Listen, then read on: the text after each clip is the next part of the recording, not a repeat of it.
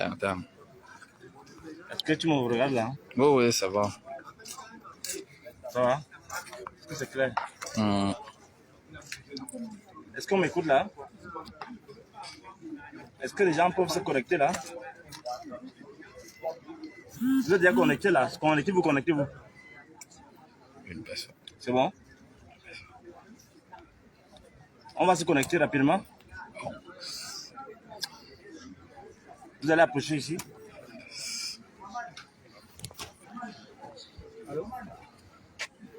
Je fais un direct spécial là. Venez.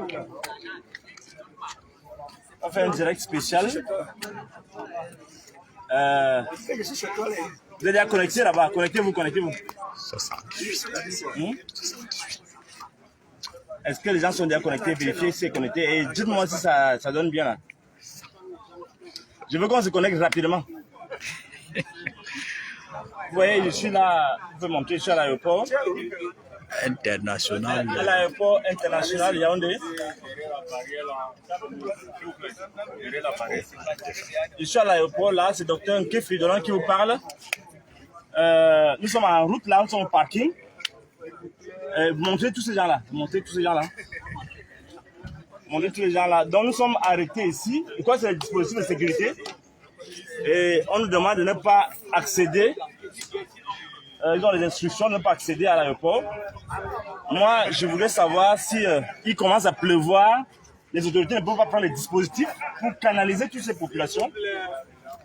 Monsieur, attendez, je suis en direct là. C'est le docteur Nkefri Dolan. Donc, je voudrais quand même dire aux Camerounais, aux autorités camerounaises que dans les conditions où nous sommes, il est question qu'on se réapproprie notre pays.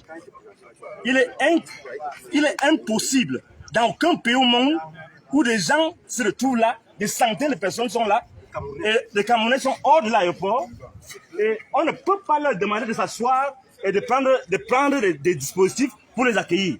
Donc moi je suis là, je reçois des collègues qui vont arriver là, je ne peux pas accéder à mon aéroport dans mon pays. Donc je trouve tout à fait indécent que nous soyons dans un pays qui est le nôtre, et des gens se permettent de ne pas nous permettre d'entrer à l'aéroport. Donc, je voudrais attirer l'attention de monsieur le délégué général à la Sécurité nationale et les autorités du ministre des Transports de prendre les dispositifs pour recevoir les Camerounais qui reçoivent les autorités des autres pays. Oui, excusez, il y a le véhicule qui va passer. J'attire juste l'attention des autorités de la République sur ce genre de situation. Parce que quand on reçoit les collègues, ils seront perdus tout à l'heure, ils ne sauront pas où aller.